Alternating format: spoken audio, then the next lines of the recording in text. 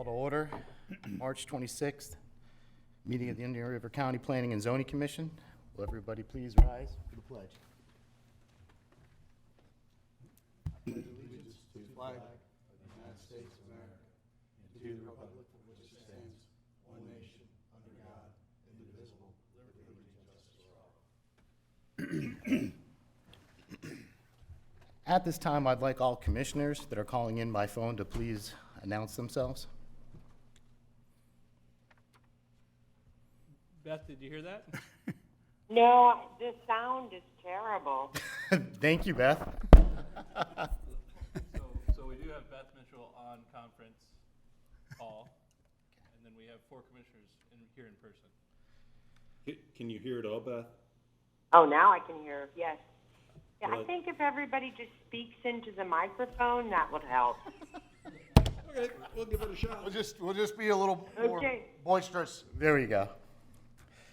Are there any additions or deletions to the agenda? Not for me. Approval of the minutes? So moved. So moved. Okay. Second. Okay, we have a motion to approve by Mr. Landers, and do we have a second? I'll second. Second by Mr. Howell, all in favor? Aye. Aye, all opposed? It's unanimous. Okay, first item, Seaglass PD request for preliminary plan development, plan plat approval for a residential development to contain 44 single-family units and 28 multifamily units, 14 duplexes, located within the overall Florida Beach Resort Disney PD. The project site is located on the south side of SR 510, Wabasso Bridge Road, west of Highway A1A, GRBK, GHO North Beach, LLC owner, Schulke Biddle-Stoddard, LLC agent. Zoning is RM6, residential multifamily, up to 6 units per acre. Land use designation M1, medium density residential, up to 8 units per acre. Density is 2.77 units per acre. PD-19-12-06/2004,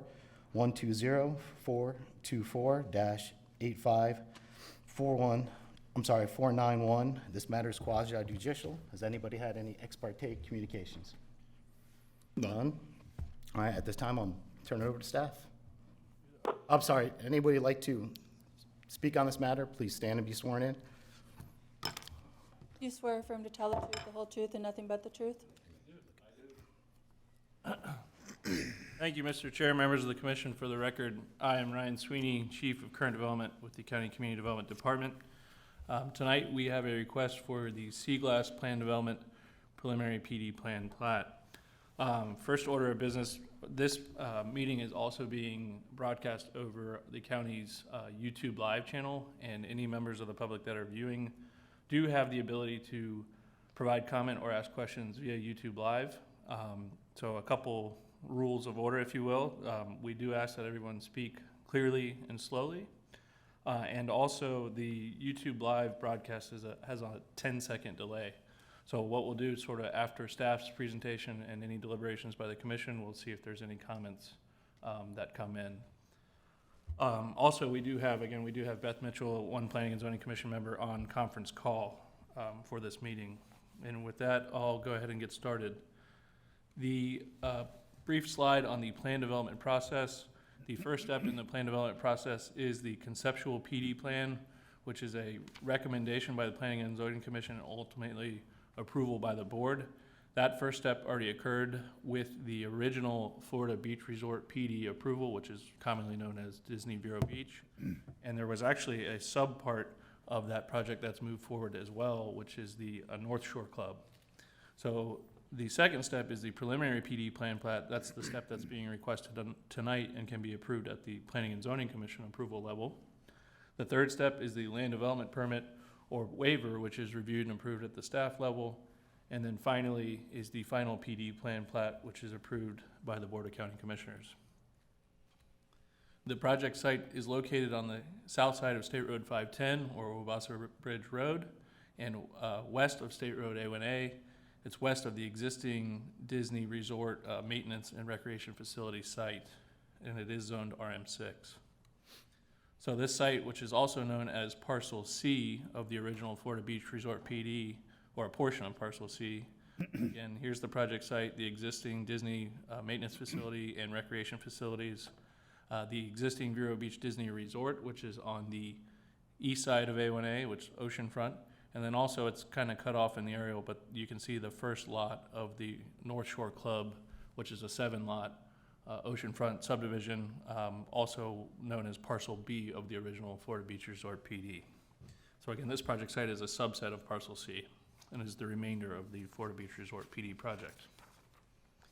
The preliminary PD plan for the project shows the overall project layout and basically the proposed improvements. Also, the PD plan layout shows how the individual units fit within those proposed lots. This project is proposed as a plat over, so each individual unit will be assigned platted as a fee simple lot, which you guys have seen fairly commonly more recently. The project's traffic circulation plan includes a proposed gated full movement connection to State Road 510 that will be served by a proposed westbound left turn lane.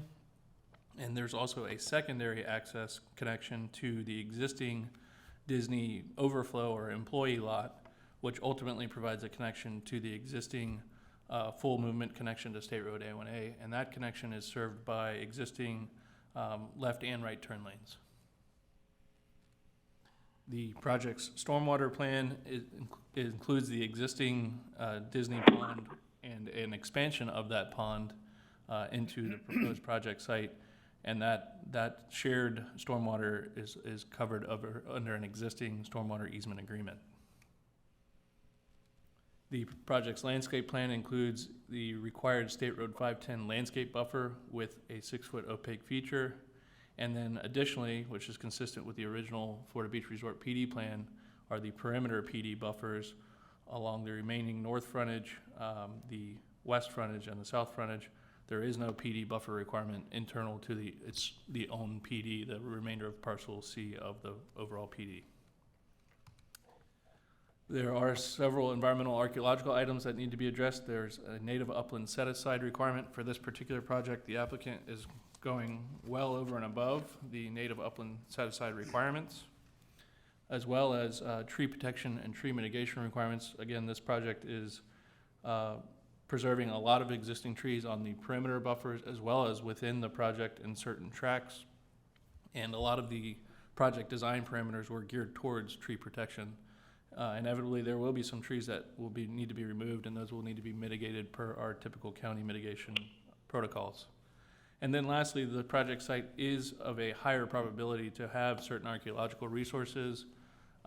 The applicant did submit a Phase 1 archaeological study, which was also reviewed by the Florida Department of State, Division of Historical Resources. They did were in agreement with the report. However, they abstained from making a final ruling because the project is not yet subject to state permitting activities. Once it is, the applicant will need to get a final ruling, but typically when they issue the ruling that they have, it's a matter of process at this point. There's no additional archaeological recommendations based on the Phase 1. The dedications, improvements, and other conditions for the project, again, required State Road 510 landscape buffer, the PD perimeter landscape buffers. There is an internal pedestrian system throughout the project. It's sort of a hybrid system. It's a required improvement. Internal street lighting throughout the project. Green space and recreation areas, again, exceeding the minimum requirements. And also, because this is part of a PD, it's required to remain under unified control. And in this instance, the project is part of a master declaration of covenant for the overall original Florida Beach Resort project. It's been amended and restated to include this particular project, and that was done and already recorded when the developer purchased this parcel. So staff is satisfied with the unified control requirement. And staff's recommendation is that the Planning and Zoning Commission grant preliminary PD plan plat approval for Seaglass PD with conditions listed in the staff report relating to the final landscape and buffer plan, the internal pedestrian plan, and the street lighting plan design, all with land development permit, final tree protection and tree mitigation plan with land development permit, All of the required improvements must be installed or constructed prior to certificate of completion. And there are county conservation easement requirements over the upland set-aside at final PD plan. Thank you. Thank you. Are there any questions of staff? Yes, I have a question. Please, Beth, go ahead. My question is regarding the traffic study, and what I'd like to know is how the study considered the fact that 510 is an evacuation route out of off the beach, and was that considered in the study? Right. Thank you, Mr. Chair. Beth, this is Ryan. So the traffic study was subjected to county review and approval, but also is subject to state review and approval. Both this portion of what most people refer to as County Road 510 is actually state jurisdiction, as well as A1A. So those items were reviewed and approved by the state. Part of what the business of the state roads are is to move traffic. So that's part of the left turn requirement at the project entrance, not to impede westbound traffic that could potentially be leaving the island. But both A1A and State Road 510, this segment of 510, are evacuation routes, and those are accounted for through the state review. I was having difficulty envisioning the turning lane. In my mind, I remember that it's single lanes. Is that correct? Sure, Mr. Chair. Beth, actually, there's a It's a merge lane. yes, correct. There is a transition down, and the project engineer's also here to speak about it. But basically, there is the adequate width to accommodate this lane and reduce that transition or further that transition to the west to reduce back down to the single lane configuration and account for the turn lane. It's basically adjusting the striping on the pavement. Is that correct? Okay. All right. Thank you. Any further questions of staff? Question, please, just a clarification, if you don't mind. The westbound turn lane that we're referring to is for people that are coming off of A1A, correct? Not out of the subdivision. Mr. Chair, Chip, this would be at the project entrance, so people coming from A1A through the intersection to turn into the project. Correct. But, Yes. but people turning out of the neighborhood itself and going west, They will be turning across typical traffic. Depending on which way you're going, there is that second access point to A1A as well. I just, I don't know if it's even possible, but I feel like if you're coming out of the north side of this place, it's probably gonna be, and I know this is all pre-approved and they've studied the engineering on it, but it almost seems like it should be right turn only coming out of there instead of what's currently would be equal to 4 lanes of traffic. You could still come out of the east side, make a left on A1A, head north, make a left at the turning lane to head west on 510. But that's the only thing that I've seen that might be of concern. Right, again, so we are, and again, Joe can speak to this if he wants to weigh in, but based on the state or the state allowance, it is allowed as a full access connection. And I believe Seasons PD to the, here, let me go back to, not to sort of change the subject, if you will, but the Seasons PD, which is 100 units, has a full access connection as well. The driveway for the project has a right and left turn lane at the project, so it's dual egress lanes, but you are making that turning movement across those lanes, those travel lanes. Any further questions? Couple of questions. I couldn't tell from the site plan, do these units have driveways? Joe, They if you all have want driveways? to answer any of this stuff, you're more welcome Yeah. to. Yeah, Mr. Chair, Alan, they do have driveways. Again, based on they all have driveways. Okay, Based on the plat over, some of the driveway depths are reduced. Primarily, those are only the ones on the loop access roads, not the main access roads. But they also, they can account a vehicle in the driveway. Okay. Second question, back to the unified control concept. I understood our staff memo to say that usually unified control is satisfied by an umbrella association or something like that.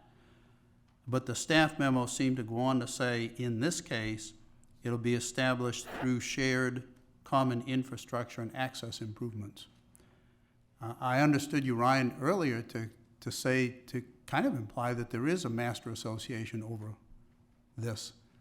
Correct. And ultimately, I'm wondering if unified control is being established here through a master association or through shared infrastructure, and if through shared infrastructure, what is it about those sharing agreements that meets the code requirement that these various associations are bound by reciprocal rights or obligations that ensure compliance with the approved plan development plan? Starting to sound a little attorney-like, but, Mr. Chair, Allen. I'm reading from the ordinance. Sure, absolutely. I appreciate that. So the shared improvements are covered by a master declaration of covenants and restrictions, and amended, because it's been amended several times, once when North Shore Club came in, and now again when GHO has come in. So that is an existing master agreement, but that agreement lays out the sharing of the items that are shared, like the stormwater, the access, the pedestrian ingress, egress. So I don't know if that answers your question or not. I guess I need to be comfortable that that sharing of this infrastructure meets the requirement of rights or obligations that ensure compliance with the approved planned development plan, which is what the code requires. I mean, just sharing common infrastructure, to me, doesn't necessarily create rights and obligations ensuring compliance with the PD plan. So where do we find the rights or obligations, et cetera? Well, Bill DeBraw on behalf of the County Attorney's Office, I would imagine that GHO and the Disney property have agreements amongst themselves as far as how much maintenance is going to be performed, who's going to be chipping in, all the other things as far as the stormwater ponds and the like, as far as those would all be contained in agreements between those two, and they would be binding and run with the land as far as GHO is concerned, so that they would be imposed on the GHO property as well and couldn't be changed solely by GHO. Okay. And I realize this is just a preliminary plan, Yes. but I'll just highlight that issue as this goes forward, because the code does go on to say that no final plan shall be approved unless the applicant has documented to the satisfaction of the county attorney's office that unified control, as described above, is ensured. So just at some point, the code does require a very specific Correct. requirement. And at final site plan, at final plat approval, those documents will be included along with the plat over site plan submitted for approval and consideration and comment. And that would be the opportunity for our office to go ahead and make those comments as far as unity and of And again, at this control. point, I'm just kind of highlighting. Yes, sir. I was confused by the memo that kind of implied there wasn't a master association, it was shared infrastructure, but the presentation that kind of implied there was a master association over it all. And I think this is a little bit different than other PDs because it's infrastructure that's being shared. It's not two owners of the property that's being developed. It's just a sharing of the infrastructure. Thank you. Thank you, Bill. You're welcome. Any further questions of staff? None? But, Mr. Chair, if I could, just for the record, I'm monitoring the YouTube live broadcast. I'm not seeing any questions or comments from there either, just to make it clear. And Joe, I don't know if you want to mention that you're here or not, just for the record.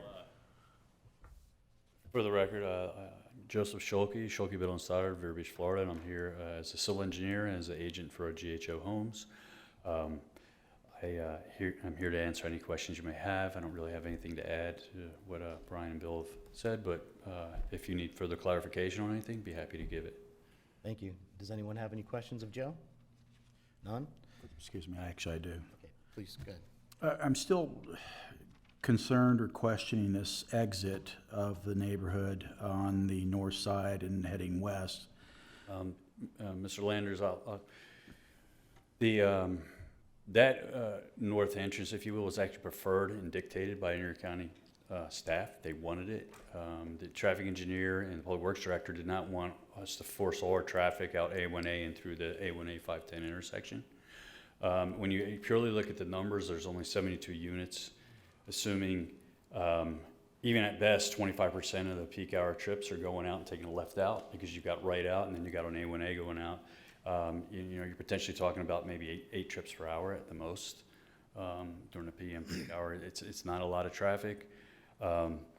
We're also somewhat protected because the fact that we have a left turn lane that we're providing to turn in. That means we have a striped out gore west of it, which is a kind of a no man's land too. That, God forbid something happened, it is sort of almost like a shoulder where an area of refuge. If someone made a mistake and went out there in front of someone else, you do have some room, so you're not turning right into oncoming traffic.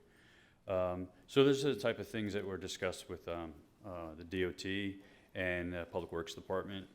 Again, it is a DOT road. We did have our conceptual, or not our conceptual, our pre-application conference application to get the access approved. They did approve the access and mandated a left turn lane.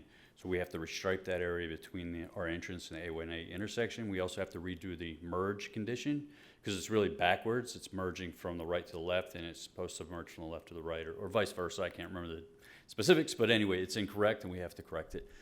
That's the primary things that were considered, and hopefully I clarified that a little bit for you.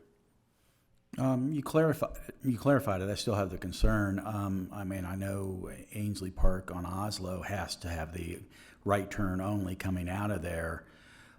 So in order to go west, they have to take an alternative route coming out the back side of that. And I'm not sure why that wouldn't have been considered here. I understand it's only 72 units coming out of here, but there's quite a few units that are heading east on that road an extended period of time. So it is a concern, and I'm not sure why that wouldn't be a possibility for people that do want to head west coming out of there, just to go on to A1A and then come to the traffic light and turn left. But as you said, you've had studies. It's reality to me is I would be concerned. Just west of there is that Seasons PD. What's the exit out of there? Do you know? Mr. Chair, Alan, it's the same configuration. It's a dual egress lanes. So if folks are wanting to turn right, they're not, or folks that are wanting to turn left are not holding up people that are exiting to turn right. But otherwise, it's a full open condition where they do turn across. And again, that site is served by a left end as well, so it provides that same sort of area of refuge. If you don't mind, one other thing I will add through the state pre-app, well, two things. One, the county is sort of a commenting partner in the state pre-app process, so we did provide our input through the state pre-app.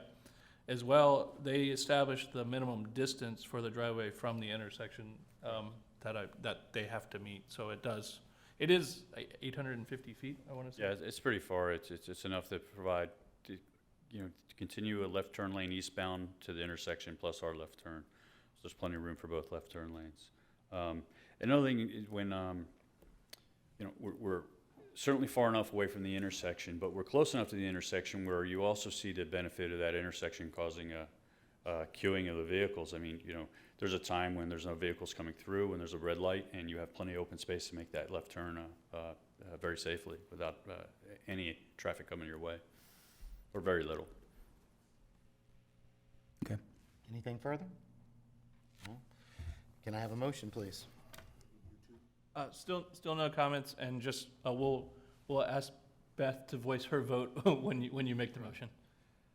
Can I have a motion, please? I'll move approval with staff recommendations. Motion to approve, Mr. Blackwood, with staff recommendations, Second. seconded by Mr. Landers. All in favor? Aye. Aye. All opposed? It's unanimous. Okay, Thank you. Commissioners' matters, any? Nope, not None? good. Okay. Thank you. Thank you. Planning matters? Just, Mr. Chair, thankfully and luckily, it doesn't look like we have any items coming to the P and Z for quite a while, at least certainly not the next meeting or even two. So hopefully, we'll be back to normal operating at some point before items come back to P and Z. Thank you. Attorneys' matters? None, Your Honor. Meeting is adjourned. Okay.